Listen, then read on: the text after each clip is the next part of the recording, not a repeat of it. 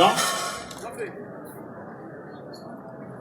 Camarades, est-ce qu'il y a encore besoin, après une telle mobilisation, après avoir égrené un passage aussi long, avec autant de diversité dans les compétences, dans les fonctions, de faire encore un discours?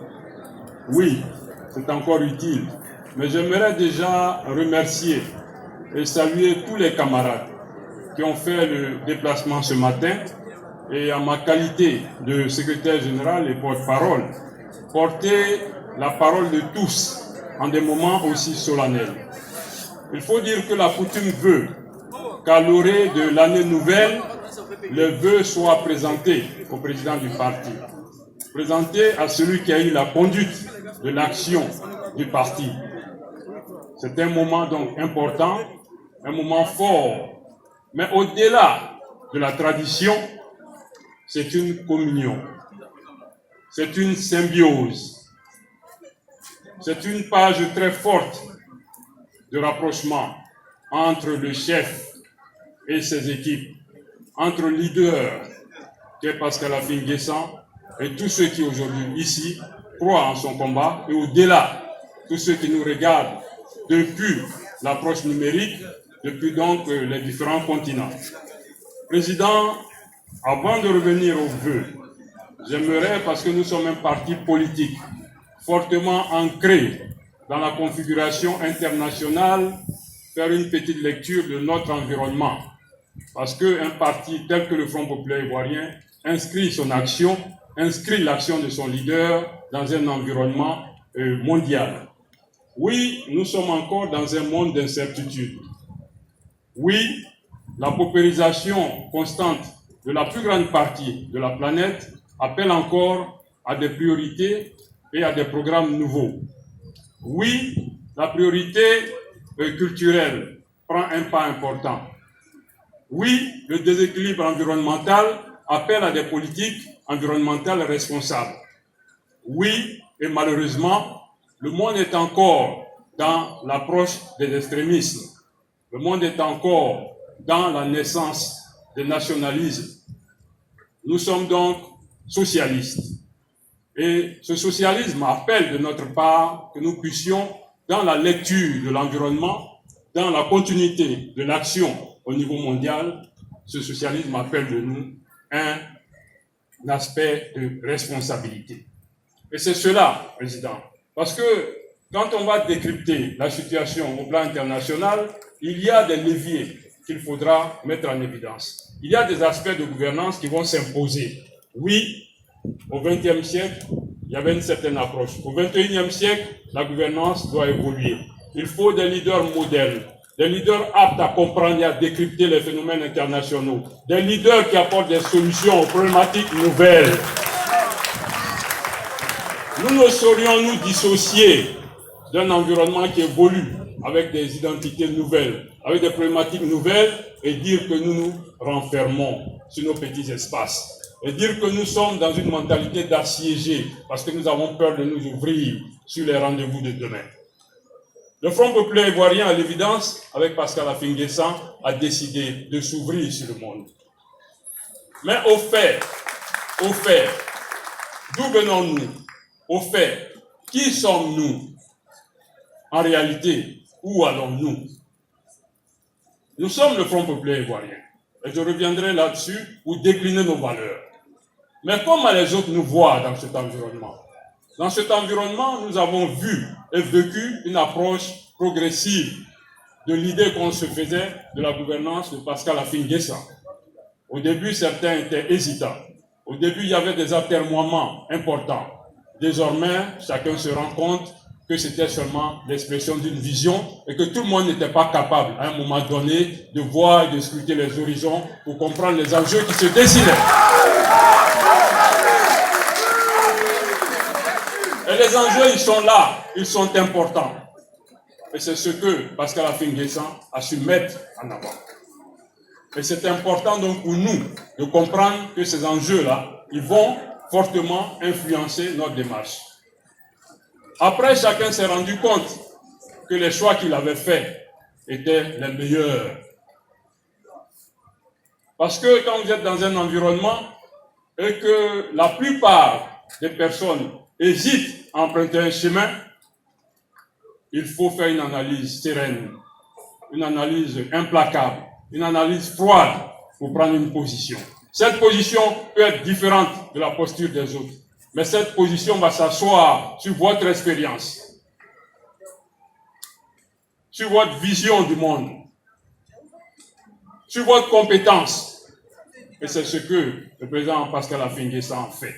Notre présence à la CEI, c'est vrai, on a dit que ce n'est pas encore l'atteinte de l'idéal, mais que notre présence était quand même le prétexte pour ouvrir d'autres parenthèses. On a parlé du premier round, on n'a pas fini de le parcourir, mais toujours est-il que grâce à cette clairvoyance, grâce à cet engagement, nous avons ouvert le deuxième round des négociations. Le dialogue politique est à l'initiative, à l'heure du Front populaire ivoirien, est l'idée forte de Pascal Affi N'Guessan. Au nom de sa résilience, il faut le reconnaître.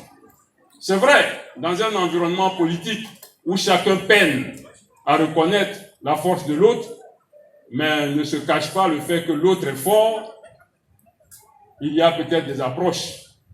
Mais la réalité est que notre cible, c'est le peuple de Côte d'Ivoire. Et le peuple de Côte d'Ivoire se rend progressivement compte qu'il a eu raison trop vite. Le peuple de Côte d'Ivoire s'engage progressivement dans cette approche-là. Mais avant de revenir au fait, qui sommes-nous? Quelles sont nos valeurs? Nous sommes le Front populaire ivoirien. Et ceux qui, à un moment donné, ont cru que le Front populaire ivoirien pouvait amorcer une autre démarche, n'ont peut-être rien compris au potentiel immense qu'a le Front populaire ivoirien. Pourquoi lâcher la proie pour l'ombre? Pourquoi lâcher la proie pour l'ombre quand on a la chance d'être le parti qui a mis en évidence la démocratie en Côte d'Ivoire, donc qui a permis d'accéder progressivement à l'État moderne? Parce que l'État moderne, c'est celui qui incarne des valeurs socialistes, des valeurs environnementales et le respect de toutes ces donnes nouvelles. Donc c'est cela la réalité. Donc nous gardons nos valeurs, nous les conservons, mais nous n'excluons pas le dialogue avec l'autre. Comment comprendre que vous soyez dans un environnement? Comment comprendre que vous vous installiez dans un village et que vous refusiez ne serait-ce que d'échanger avec la notabilité ou la chefferie? Et c'est ça la responsabilité. Et c'est cette responsabilité qui a été mise en avant par le président Pascal Affi N'Guessan. Donc nous conservons nos valeurs. Nous sommes fiers d'être le Front populaire ivoirien. Nous sommes fiers de caresser une histoire, quelquefois scabreuse, quelquefois difficile, mais nous sommes fiers d'être le Front populaire ivoirien. Nous avons une histoire. Notre histoire ne se circonscrit pas dans un environnement socio-temporel donné. Notre histoire date de très longtemps. 1982, 1990, la lutte pour la reconduite donc du multipartisme. Voilà notre histoire. Notre histoire est grainée de chapelets quelquefois tristes. L'exil, l'emprisonnement, le déni. Mais c'est ce qui fortifie et renforce notre personnalité. C'est ce qui fortifie et renforce notre identité personnelle. Soyons fiers d'être le Front populaire ivoirien. En vérité, dans l'histoire de ces temps-ci, dans ce qu'on appellerait la modernité, tout le monde attend avec ferveur que le Front populaire ivoirien s'exprime. Président, tu as ouvert les sillons de cette expression. Président, tel un leader, j'ai développé que tu as de la vision. Tel un leader, tu t'es fixé des objectifs. Donc réunis toutes ces équipes pour faire face. Tel un leader, tu as été imprévisible. Pendant que tout le microscope de la presse internationale, nationale, des acteurs de lobby cherchaient l'information, tu as su mettre en œuvre une approche confidentielle pour avoir une portée hautement édifiante. Président, c'est ça le sens de la responsabilité. C'est ça le sens de l'homme d'État. Voilà donc autant d'éléments. Je vais maintenant passer rapidement en revue les événements qui ont été mis en œuvre depuis l'année 2019. Oui, c'était des défis. Et ces défis étaient des défis importants.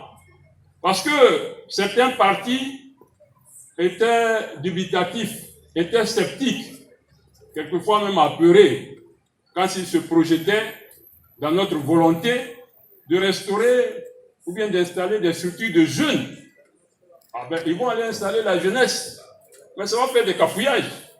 Ils vont installer la jeunesse, mais ils vont entrer dans une approche qui va encore diviser. Mais le leadership du président, de tous les acteurs de l'organisation, des candidats eux-mêmes, a mis en œuvre une autre approche. Il en a été de même pour l'OFPI. Nous avons rempli des salles avec une contenance importante. Tous ces défis ont été relevés. Adzopé. Pendant que certains préfiguraient une sorte d'holocauste parce que ça devenait difficile dans leur approche, pendant que nous nous apprêtions à aller à Agou, notre volonté de ne pas baisser les bras et d'affronter la difficulté, donc de prendre en compte les aspects de risque et de le mettre à notre profit, notre approche nous a amené à Zopé, le chef lui-même de la région. Et je n'ai pas besoin de rappeler à chacun quel a été l'éclat de cette manifestation. Je n'ai pas besoin encore de remercier les uns et les autres pour leur présence massive. Certaines presses au niveau international sont rentrées dans la dynamique des chiffres. Il y en a qui ont parlé de pratiquement 100 000 présents à Djopé. Pour nous, ce n'était pas le plus important. Pour nous, le plus important, c'était de communiquer avec les populations, de faire comprendre à notre leader qu'il avait été choisi et qu'il serait suivi dans toutes ses actions. Voilà donc autant d'éléments, autant de défis que nous avons relevés. C'était une année forte, une année avec la mise en œuvre d'un plan d'action qui a été respecté. Mais il y a encore un élément important, le Zarama, la constellation. Si je ne m'abuse, je crois que c'est bien ça, Président, la constellation Zarama. Donc c'est l'effet qui va nous permettre de progressivement toucher toutes les couches de la Côte d'Ivoire, d'aller dans les profondeurs du terroir ivoirien pour passer le message du Front populaire ivoirien. Voilà donc autant d'éléments qui démontrent donc notre capacité réelle, qui démontrent la vision du chef, qui démontrent sa capacité à faire avancer donc cette dynamique-là. Je vais donc m'en tenir à ça et revenir à la présentation des vœux. Président, tous ces éléments que j'ai mis en œuvre ont permis à chacun de se rendre compte de l'importance et de l'immensité de la tâche, mais de comprendre en même temps que n'est pas candidat à la présidence qui veut. N'est pas candidat à la présidence qui veut, mais candidat à la présidence qui peut, qui a un passé, qui a une expérience, qui a des compétences, qui a une qualité managériale acquise pour devenir un leader. Oui, Président, tu as dépassé le niveau du management pour devenir carrément un leader. Parce que certains disent dans la configuration, il faut reprendre les choses, il faut redistribuer les cartes. Mais être leader, c'est une reconnaissance. On ne dit pas je suis votre leader, c'est le peuple qui consacre les leaders.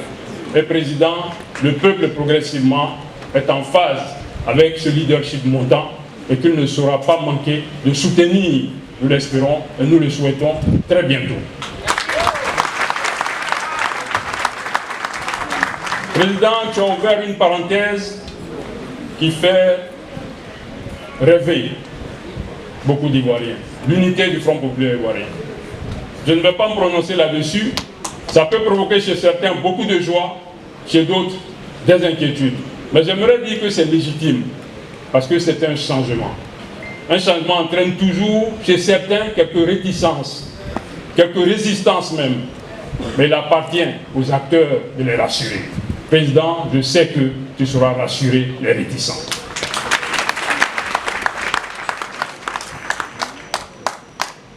Bonne année, Président.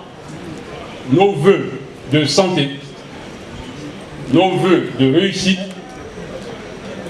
nos vœux de bienveillance par rapport à tous les défis et toutes les missions que nous avons relatées et relevées tout à l'heure.